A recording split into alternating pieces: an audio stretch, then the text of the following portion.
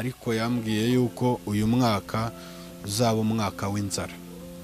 Umwaka w'inzara uzaba umwaka w'inzara, uzaba umwaka w'inyota. Abantu benshi bazakayuka. Mbwiye ngo uyu mwaka wa 2022 ni umwaka w'ubuhenebere. Abantu bazakayuka bakamuke, ubwesikoro bwinshi mu bakozi b'Imana. Abantu babe maso, bamwe bazagwa, bandi bazasubira inyuma. Uyu mwaka bawitondere, babe maso, basenge. Bona no kuri za social media hazaba hivuga butumwa ry'amatiku, ry'amagambo, ryo guharabikana, ryo kwitaka, kwivuga, kwimenyekanisha, ibyo mwita gutwika, induru, guharabikanya, gusenyana. Reka nanjye ngusuhuza kandi ngushimira kuba wahisemo Isezerano TV, ni by'agaciro gakomeye cyane. Uyu munsi kandi turi kumwe na Yesu ni byose TV. Ubwo nuvuga ngo ikiganiro tugiye gukora muraza kugikurikirana kuri aya mashene yombi uko ari abiri. Turi mu mpera z'umwaka cyangwa se mu ntangiriro z'umwaka bitewe naho wumvishe ikiganiro ugeze. Reka nkwifurize kuzagira umwaka mwiza 2022, uzabe umwaka w'uburumbuke kuri wowe n'umuryango wawe. Uyu munsi kuri kamera turi kumwe na Pasiteri Bernard. Twishimiye kongera kubana nawe Pasiteri. Urakoze cyane nyakubahwa Evode. Imana y'amahoro igumugisha kubwo kongera kuduha ikaze hano ku Isezerano TV. Navuga ko ari ahantu twagiriye umugisha, twungukiye inshuti nyinshi zitandukanye, haba mu Rwanda ndetse no hanze. Umugisha ukomeye twabone hano ku Isezerano TV, kandi nawe uri umunyamugisha. Twagiye tukugiraho umugisha mu bintu byinshi bitandukanye. Rumwe mu bakozi b'Imana buzuye ubuntu bw'Imana ndetse n'ubwenge, ushobora kugira inama abantu. Nuko ikibazo nuko tutajya tukubona kuri kamera ngo abantu bakubona, ariko twe tugira umugisha wo kukubona. Ni byinshi nawe tugenda tukugiraho umugisha mu buryo butandukanye. Rero Imana igumugisha, kandi tuboneyeho kukwifuriza umwaka mushya muhire, azakubera umwaka w'umugisha, ndetse n'abakunzi b'Isezerano aho bari hose, ndetse n'aba Yesu ni byose TV. Imana y'amahoro ibaho umugisha. Yego. Pasiteri, muri uyu mwaka niki cyakwishe? Niki kintu cyakunejeje cyane kurenza ibindi? Ikintu cyanejeje muri uyu mwaka uyu turimo dusoza, turi gusoza, nuko habayeho ibibazo, ibigeragezo, indwara, ibyorezo. Cyanejeje rero gitumye ndangiza umwaka neza, nuko ntigeze ndwara COVID. Icyo ni icyambere. Icya kabiri, ndinze nsoza umwaka ntawe urambwira ngo ambara agapfukamunwa neza. Icya kabiri, ntawe urandaza muri stade ngo wananiwe kubahiriza amabwiriza. Rero ibyo bintu biri mu bintu nshima Imana kuva COVID yatangira. Ntawe urambwira ngo ambara agapfukamunwa neza, nzi kukambara, si ngombwa kwirirwa babimbwira. Ntawe urambwira ngo ubahiriza isa, ngo urajya muri stade cyangwa iki. Oya, agerageje. Buriya uri umukozi w'Imana ni byiza yuko ugomba kwitwararika no ku buyobozi bw'inzego za leta, kugira ngo urusheho gukora umurimo w'Imana neza. Yego. Naho ku ruhande rw'ubugingo? Ku ruhande rw'ubugingo nahuye n'intambara nyinshi, n'ibizazane, n'ibigeragezo, kubura aho umuntu ateranira, kubura aho usengera. Ariko icyo nshimira Imana ni uko Imana yaciye inzira ikashoboza gutangiza urubuga rwa YouTube channel rwa Yesu ni byose TV, kugira ngo njye cishaho ijambo ry'Imana. Abankundaga n'abankurikira bari barambuze, bamboneye aho ngaho. Ikindi nkaba nsoje umwaka numva mpagaze neza mu mwuka, ndi mu mavuta, ndetse no mu mubiri mpagaze neza. Amen. Ese Pastor, ku mukozi w'Imana, inyungu ziri kugira mu gukoresha social media cyane cyane nk'izi YouTube channel nizi? Inyungu za mbere ni ijambo ry'Imana. Ubundi Bibiliya iravuga ngo nimubibamo abantu iby'umwuka, muzabasaruremo iby'umubiri. Ni ukuvuga ngo inyungu za social media ni uko ubiba iby'umwuka ugasarura iby'umubiri. tuvuge yenda nawe ufite iki gitangazamakuru, iyo abantu babibyeho ijambo ry'Imana, uko abantu barikurikirana nuko rigira umumaro muri bo, cya kinyamakuru hari ibyo cyinjiza. Rero byabaye byiza yuko byasohoje ubuhanuzi bw'ijambo ry'Imana. Izi cano zasohoje ubuhanuzi bw'ijambo ry'Imana rivuga ngo nimubabibamo iby'umwuka muzabasaruremo iby'umubiri. Rero urumva ko ni inyungu mu ruhande rw'umwuka ndetse no mu ruhande rw'umubiri. Abarivuga batambutse ubutumwa bwiza, abaryakira nabo bakagira umusaruro kuri ibyo byinshi bitandukanye. Kandi twabonye abantu batandukanye bagenda bashyigikira ivugabutumwa dukora, barisapotinga kugira ngo rurusheho kugera kuri benshi. Uvuze gutyo umuntu ashobora guhita atekereza ko kuba pasiteri benshi bari kugira ama YouTube channel aricyo cy'ingenzi kuri bo, ari gusarura amafaranga.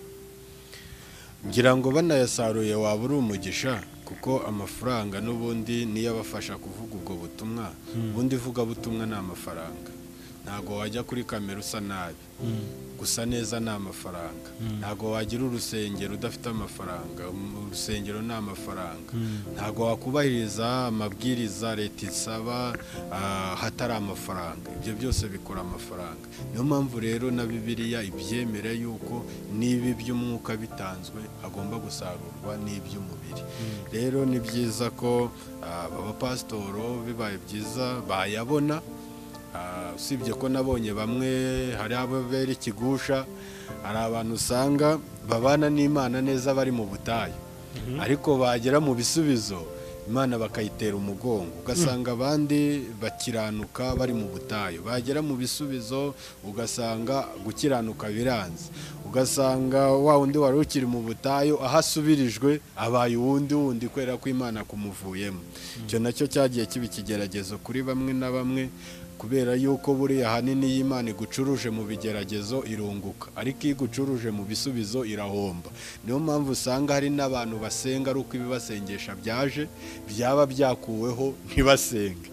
Ugasanga umuntu asenga ari uko ibigeragezo n'intambara byaje, ariko byaba ari amahoro, ari amena, ibintu byo gusenga ntabikozwe. Rero bijya bibaho, usibye ko atari na byiza gusenga ari uko ibigusengesha byaje. Iyo uri umuntu wamenyereye gusenga Imana ari uko ibigusengesha byaje, iguhoza mu bigusengesha kugira ngo nayikubone. Rero wari umugisha, kandi umugisha ndetse n'ibitangaza kubizera bamwe bibagirira umumaro, abandi hari igihe bibabereye igitsitazi, ariko ntitwabifata mu ishusho ya bose. Hari bimwe mu bitangazamakuru aba bakozi b'Imana bagiye bagira bibafasha kubaka ubwami bw'Imana ndetse no kubaka umurimo w'Imana.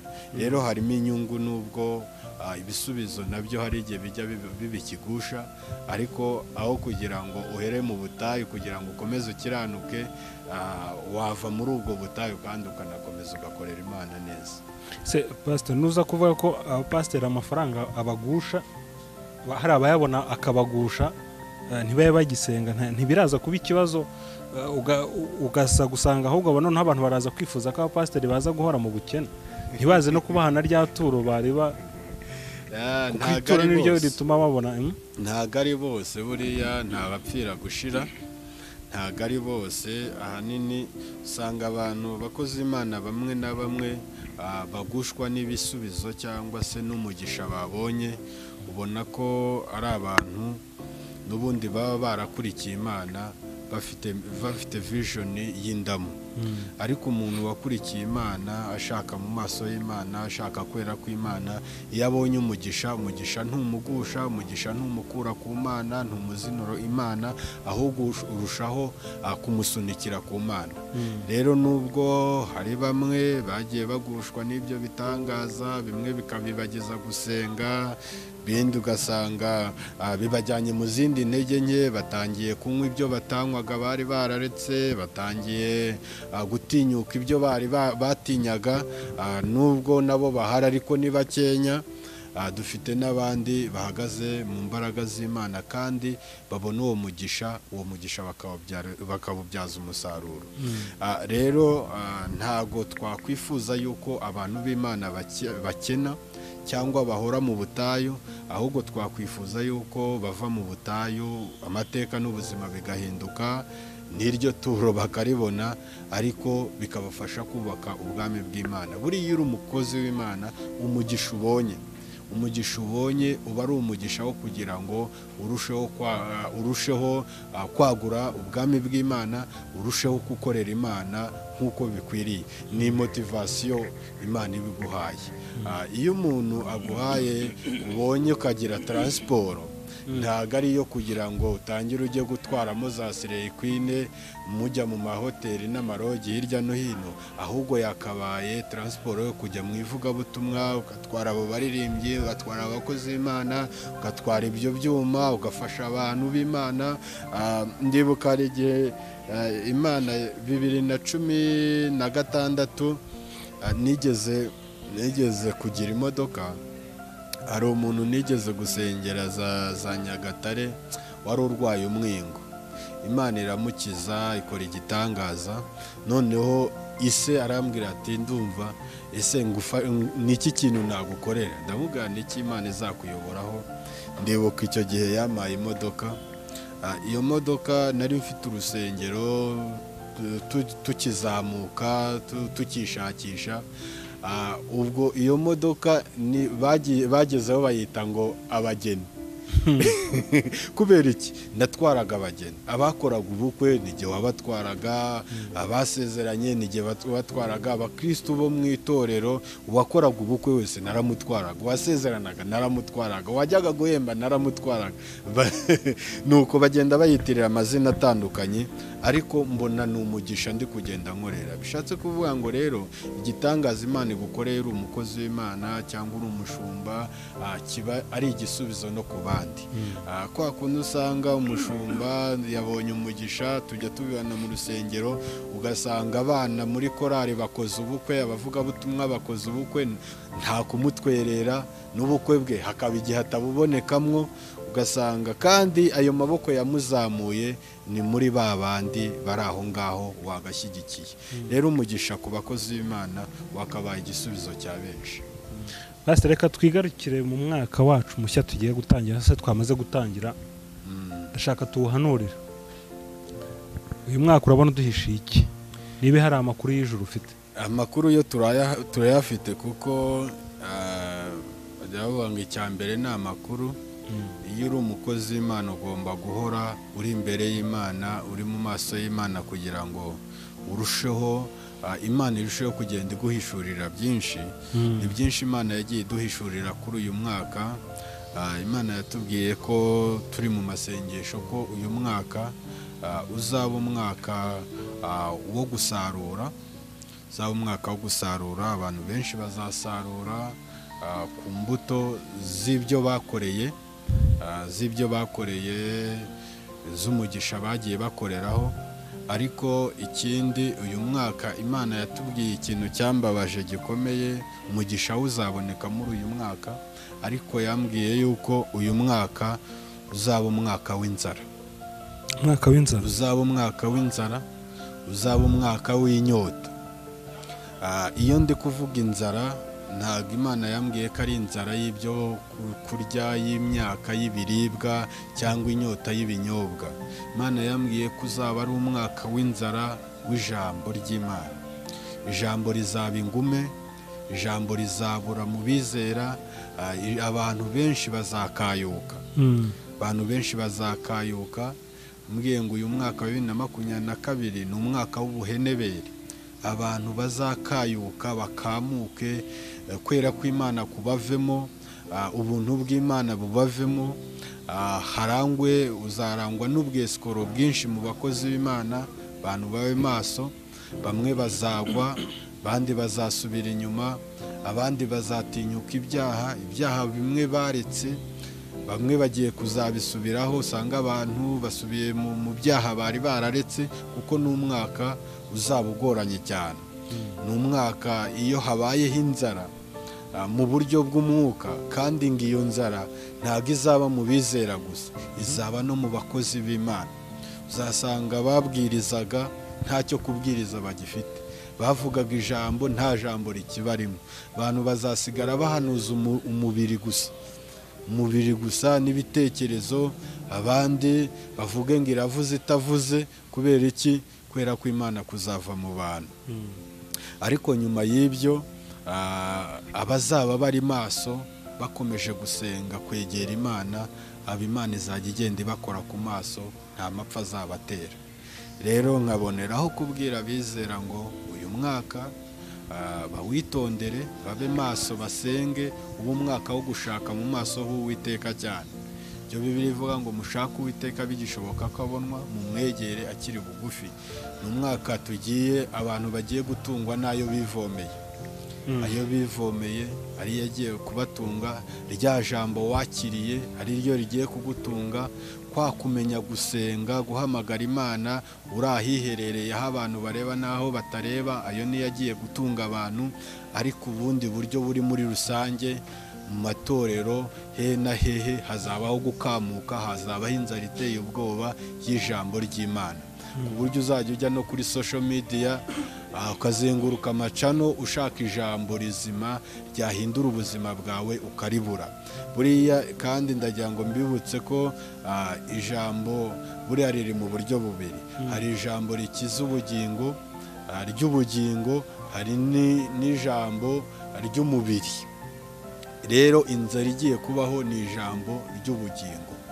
Hazabaho amagambo menshi atari ijambo, hazabaho inyigisho nyinshi zitari ijambo riri kureba ku bugingo bw'abantu, ahubwo ijambo rikundisha. Hazabaho inyigisho nyinshi zikundisha abantu isi cyane, zikundisha abantu isi cyane n'iby'isi cyane kurusha izibakundisha ubwami bw'Imana ndetse no gutegura iherezo ryabo. Rero ibyo ni ibintu abantu bagiye kuzabonesha amaso yabo. Ariko abasenga, biravuga ngo igihe kirageze yuko abasenga Data bamusengera mu kuri ndetse no mu mwuka. Abo nibo bazabona kwera kw'Imana kandi nibo bazabona ineza y'Imana. Mu ruhande rw'umubiri hazabaho iterambere ryinshi ritandukanye, haba mu bizera n'abatizera, ariko iterambere ry'umwuka ryo rizaba riri hasi, rizaba riri hasi rwose. Muzabibona no kuri za social media, hazabaho ivugabutumwa ry'amatiku, ry'amagambo, ryo guharabikana, ryo kwitaka, kwivuga, ariko ushaka ijambo uri buri. Rero nicyo kibazo kiri muri uyu mwaka, nibyo bintu Imana yagiye imishurira, ariko irambwira ngo abasenga bari maso izabana nabo kandi umwuma ntabwo uzabica. Nubwo butumwa Imana yagiye impa, kandi ni ibintu abantu bagiye kuzarebesha amaso yabo. Pasiteri, njyewe nshobora guhita nibaza ko uravuga ko umwaka utaha uzabamo inzara yo mu mwuka. Mu gihe turimo tubona uyu munsi navuga ngo abapasiteri bahagurukiye kubwiriza cyane ku masosho media, kandi bituma ubutumwa bwihuta. Kubera iki hazabaho iyo nzara kandi turimo tubona noneho abapasiteri babwiriza ari benshi cyane cyane ku masosho media, kuko niho iterambere rigeze? Impamvu ni iyihe? N'ubundi amacana azaba menshi, ababwiriza kuri social media bazaba benshi, ariko nta jambo rizaba ririho. Abenshi bazaba bafite inyota yo kumenyekana, kwimenyekanisha, ibyo mwita gutwika, induru, guharabikanya, gusenyana. Ibyo nibyo bizaba biri kuri social media. Abantu kwakira ngo ibitangaza, fata igitangaza cyawe, binibi ugiye Canada, ugiye hehe, hazabaho inyigisho zikundisha abantu ijuru, isi, inyigisho zikundisha abantu isi n'iby'isi. Hazabaho inyigisho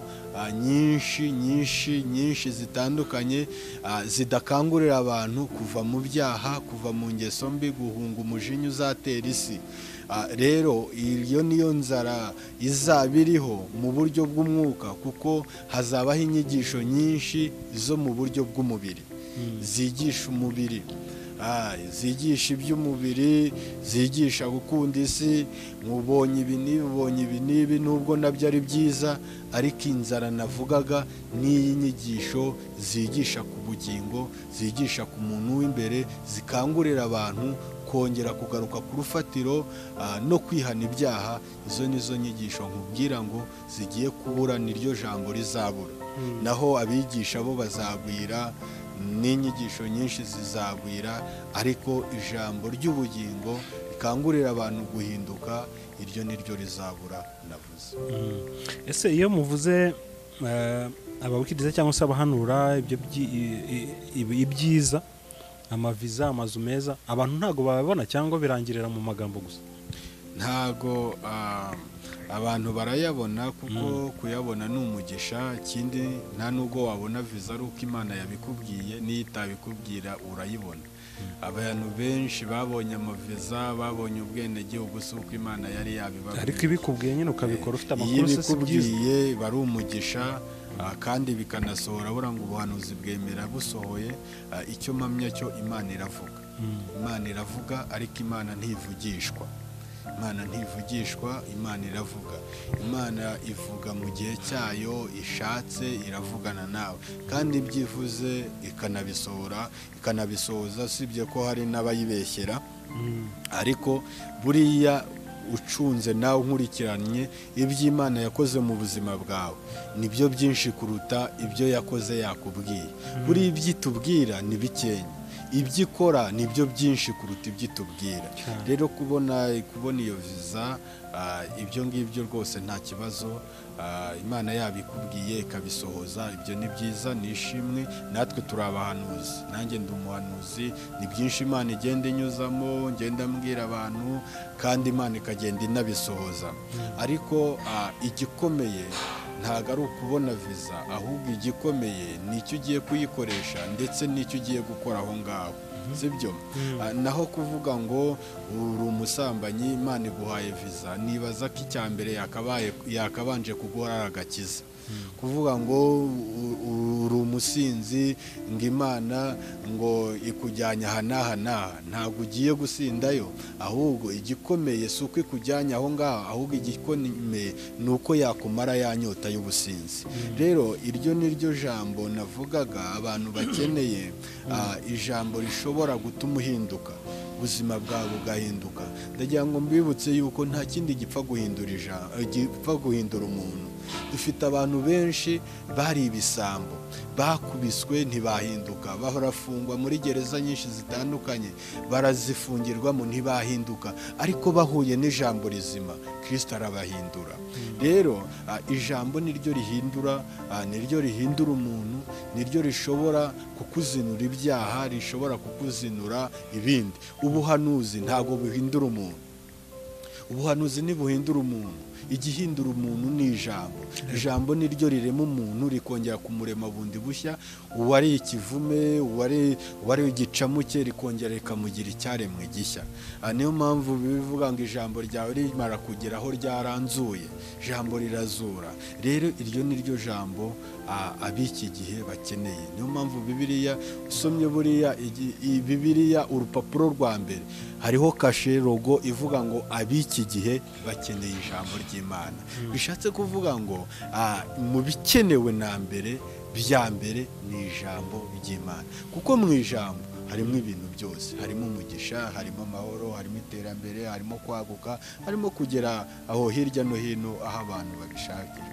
Rero ndumva yuko baguhanuriye bigasohora byaba byiza, ariko nyuma yo guhanurirwa gira uwundi mutima womatanye na Kristo. Ko muri iki gihe usanga abantu bakunze ubuhanuzi kurenza ibindi. Usanga umuntu rwose ngo afite umuntu umureberamo buri gihe, ntagira umusengera ariko agira umureberamo. Ni ubuyobe, isi nako kaga isi ifite. Niyo mpamvu usanga umuntu yitwa umukristo ariko atarahindutse. Ugasanga dufite n'abantu twajyaga kera imipaka igifunguye, hari ukuntu twajyaga tujya muri ibyo bihugu bitandukanye, ugasanga hari abagiyeyo bagiye gukorayo uburaya.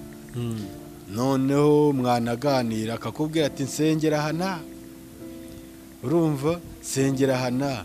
Noneho ugasanga umuntu yavuye mu Rwanda agiye gukora uburaya muri icyo gihugu, ku wa mbere aragarutse, ku wa gatatu agiye mu cyumba cy'amasengesho guterana, noneho we agatanga cya 10 na rya turo. Noneho umushumba ati dore umukirisitu ukizwa ukiranuka nguyu, ukiranuka ku maturo n'icya 10, ariko ku bugingo bwe nta kiranuka. Ntazi muri weekend impamvu adakunda guterana muri weekend aba yagiye hariya, ariko hari n'abadaterana batagiyeyo ari akazi gatandukanye. Ariko ibyo bintu byajyaga biba mu gihe imipaka yari itarafungwa.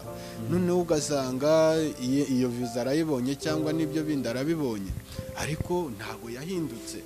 Rero umukristo utarahindutse nubwo yatanga amaturo agatanga icya 10, ibyo ngibyo we nta mumaro bimugirira. Kandi cyaba cyiza ni ugukora ikintu kikuzanira umugisha, kikuzanira umumaro. Naho ibindi byose babikora, ariko icya mbere bura ni ubugingo. Icya mbere ni ubugingo, abizera bamenye ko turi abagenzi bajya mu ijuru.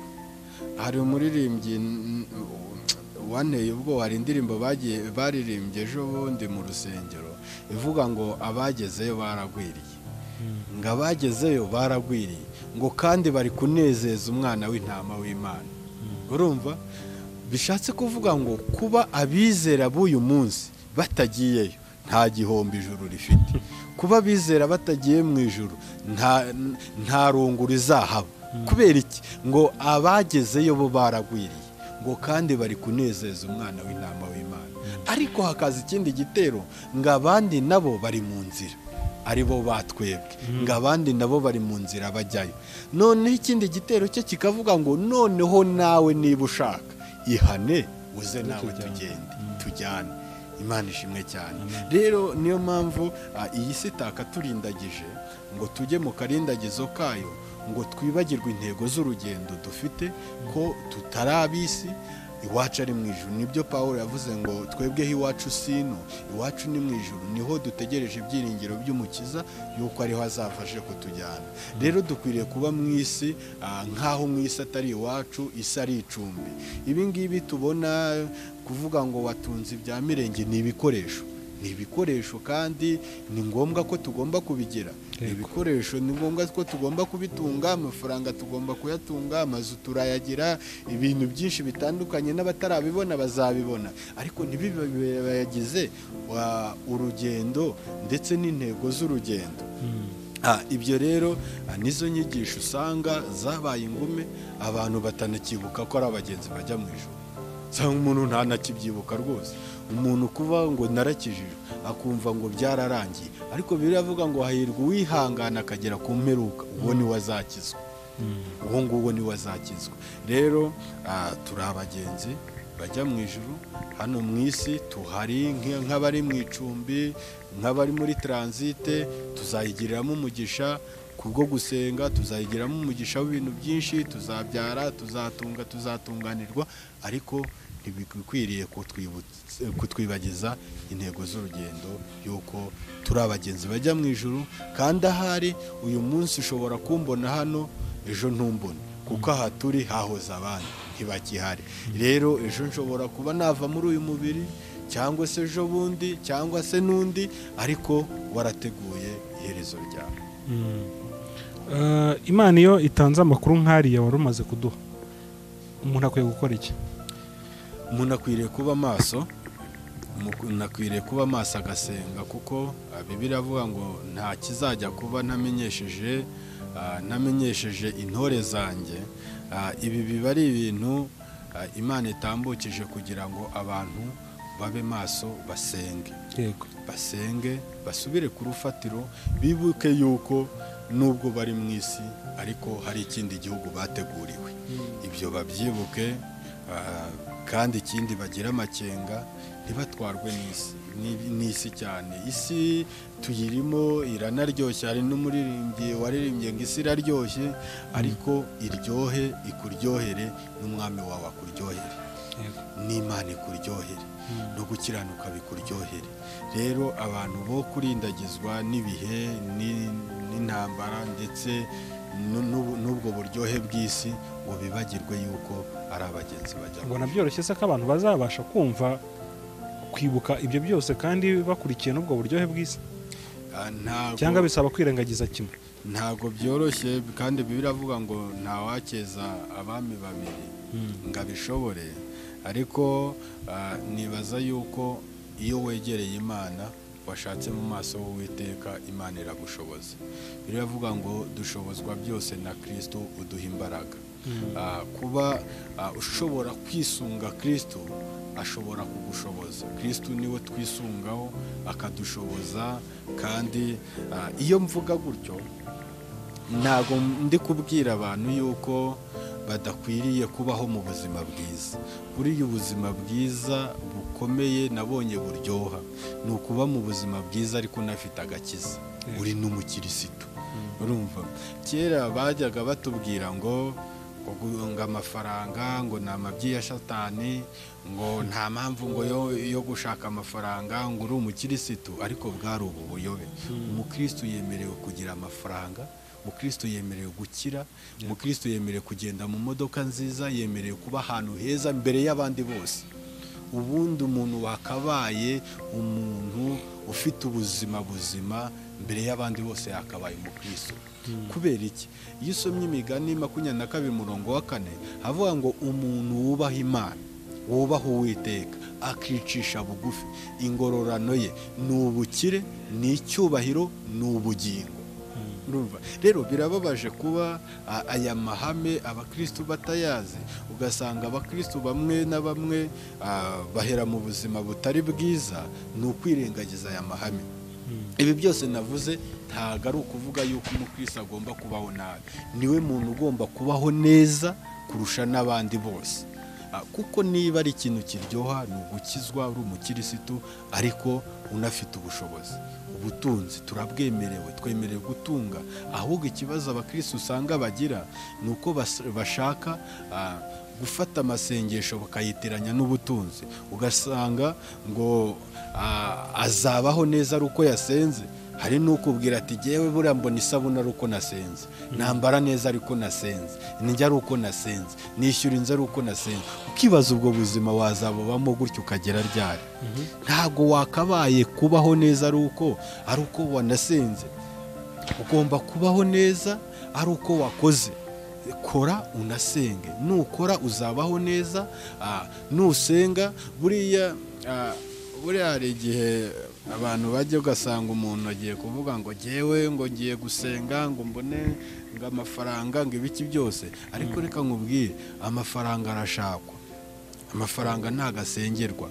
Buriya nuba ku rwego rw'amasengesho uzagira amavuta menshi, ariko niba ku rwego rwo gukora uzagira amafaranga menshi. Rero abakristo bakabaye abantu bubakira kuri ibi bintu, gusenga no gukora. Buriya hari igihe abantu tuba mu butayu, tukaba mu butayu bukatuzutaguza, tukabaho nabi, noneho twagera na Kanani tugashaka gutungwa na manu kandi turi Kanani. Ariko manu nizo mu butayu, manu ntago ari izi Kanani. Ikanani yo hageze biravuga ngo ni igihugu mbahaye, icyo gihugu muzagende mugikorere. Iyo wageze Kanani rero nubu ukiri wa muntu ugitegereje manu, ahubwo buri umuntu wageze mu gihugu cy'isezerano kirimo umugisha kugira ngo utangire ukore. Niyo mpamvu bivuga ngo muzarya ibyiza byo muri iki gihugu. Nta kindi, nuko igihugu cyose uzakandagiramo kizahinduka icyawe, Imana ikakiguheramo umugisha, ukagikorera, ugakora, ukabona gusarura imbuto zo muri icyo gihugu. Ari byo nanabwira abakristo ngo bagabanye imyumvire itari myiza yo kumva yuko ibibazo byabo byose bizakemurwa no gusenga, ahubwo wumve ko hari n'ibizakemurwa no gukora no gushakisha ubuzima. Abantu ntibaraza kugira ngo babujije gusenga. Ntago mbabujije gusenga, kuko buriya abantu bitiranya gusenga, bazi ko gusenga ari ugusaba. Ariko gusenga ntago ari ugusaba, gusenga ni ukuramya. ni uguhimbaza Imana, uvanga abantu barabyitiranye, ni ukuramya Imana. Abantu bazi ko gusenga, gushaka ubuzima ari ukubushakira gusenga, gusenga ari ugusaba, Mana wampaye, Mana wagira ute. Kera abantu benshi barakubwiraga ngo, wabwiraga umuntu atari ko kuki utajya usenga, akakubwira ati se naba nsenga nsaba iki k'ibintu Imana yabimpaye, ati hasenga abakene bafite ibyo basaba. Ariko gusenga ntago ari ugusaba, gusenga ni ukuramya Imana, ni ukuganira n'Imana, gusenga ni uguhimbaza Imana. Nta nubwo buriya Imana, nta nubwo Imana ikeneye yuko amasengesho yacu ari ayo kwirirwa tuyisaba, ahubwo icyo ikeneye ni uko amasengesho yacu yakabaye aramya Imana, ahimbaza Imana. Usanga kenshi buriya umuhanga wo gusenga nta nubwo asenga kugira ngo Imana imwumve, hoya, ntago asenga kugira ngo Imana imwumve, kuko ukibumbura akanwa kawe Imana iba yakumvise. Ahubwo umuhanga wakuze mu gusenga asenga we kugira ngo yumve Imana, asenga kugira ngo yumve Imana mu buzima bwe, ntago asenga kugira ngo Imana imwumve. Rero Imana ukibumbura akanwa kawe Imana iba yakumvise, niyo wavuga ngo Mwami Yesu Imana iba yakumvise. Ariko senga kugeza igihe wowe wumva Imana. Numara kumva Imana uzaba umukristo mwiza kandi ukwiriye. Ikindi, hari n'abantu basenga amasengesho Imana idafitemo inyungu. Ugasanga umuntu arasenga vuga ngo Mana ngo mu imodoka mbemeze, ugasanga imodoka bita mbemeze se hari ubwo ibaho. Ugasanga ngo Mana mpa akazi, m'inzu bandebe babone gutyo. Ugasanga ni amasengesho yo gushaka kwihenura, kwemeza abantu. Ariko Bibiliya ivuga iki? Biravuga ngo musabe muzahabwa, ariko mukomange muzakingurwa, igikomeye mushake muzabona. Yego, urumva, mushake muzabona. Ariko hari isengesho buriya ridasanzwe, isengesho Imana ifitemo inyungu. Abakristo bakakwiriye no gusenga isengesho Imana ifitemo inyungu. Iyo usomye igitabo cya Samweli usanga Ana yabaye hatagira urubyaro, agera mu cyeba we Peni nakabyara we ntabyare. Ana ikintu yakoze niki? Yahinduye amasengesho, asenga isengesho ikomeye, aravuga ngo Mana uramutse umpaye umwana w'umuhungu namugutura akazagukorera. Noneho Imana ireba aho hantu isanga umutambyi wari uhari bita Eli amaze kugera mu zabukuru, yarahumye, ndetse n'abana be n'abapagani ntawe uzamusimbura. Imana iravuga ati isengesho nanjye ndifitemo inyungu, ndamutse muhaye uyu mwana koko yazankorera. Ngo Imana itanga wa mwana ari we Samweli aba umutambyi muri urwo rusengero Ishiro. Usomye n'amakuru ya Eliya yahuye n'abahanuzi ku musozi wa Karumeli, ngo abahanuzi ba Bayali bamwe baraza bari ku misozi n'abandi, ngo baravuga bati tugiye kureba Imana nyakuri isubirisha umuriro niyo Mana. Ngo nuko abahanuzi ba Bayali barasenga bahamagara Imana ntiyakumva. Ngo ariko Eliya ikintu yakoze niki? Yasenze isengesho Imana ifitemo inyungu. Eliya ngo yasannye igicaniro, yubaka igicaniro cyose, arangije asenga isengesho rikomeye, avuga ngo Mana ya Aburahamu na Isaka na Yakobo, uyu munsi bimenyekane ko ari wowe Mana. Imana irareba isanga abantu ibihumbi n'ibihumbi biraho, nitamenyekana nayo irabatera Imana. Ngo nuko Imana ikimara kumva ngo Mana uyu munsi bimenyekane ko ari wowe Mana, ngo Imana imanura umuriro, igitambo kirashya, ngo abantu bose baraho ngo bikubita hasi baravuga ngo Uwiteka niwe Mana, Uwiteka niwe Mana. Urumva isengesho Imana ifitemo inyungu. Hari amasengesho dusenga Imana ikabona ifitemo inyungu. Hari n'abantu bagira ibintu, bagira imitungo Imana idafitemo inyungu. Ugasanga umuntu afite akazi, ariko akazi afite nta nyungu Imana igafitemo.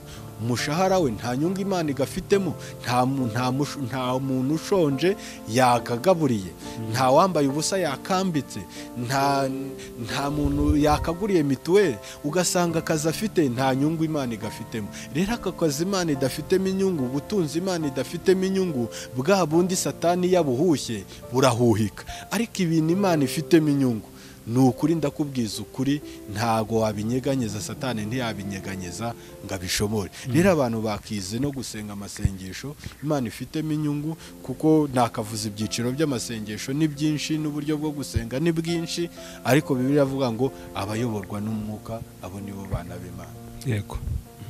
Pasiteri ngo birasobanutse kandi abantu babashe kubisobanukirwa, ubwo bamenye n'icyo bakwiye gukora kugira ngo umwaka utaha ya nzara nyine twavugaga batazahura nayo itazabageraho.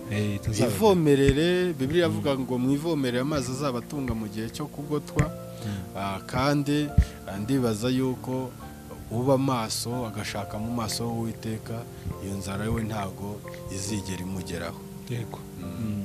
Nibutse abantu ko bashobora kugusanga n'ubundi kuri Yesu ni byose TV, niho uboneka umunsi ku wundi. Niko bimeze. Nibyo kabisa. Abantu bagiye bakore na subscribe kugira ngo bajye banakurikirana inyigisho zawe umunsi ku wundi. Ariko wowe ntari wakwifuza kuvugisha mu gikari? Sinzi niba wamuha nimero ubundi tunasoza. Nimero yanjye ni 0782350825. Bamvugisha twasenga, Imana ibaha umugisha. Yego. Reka dusoze nshimira abari badukurikiye kandi ngushimiye ko yemeye kuza kwitabira ikiganiro cyacu kandi nkwifuza kuzagira umwaka mushya muhire w'2022.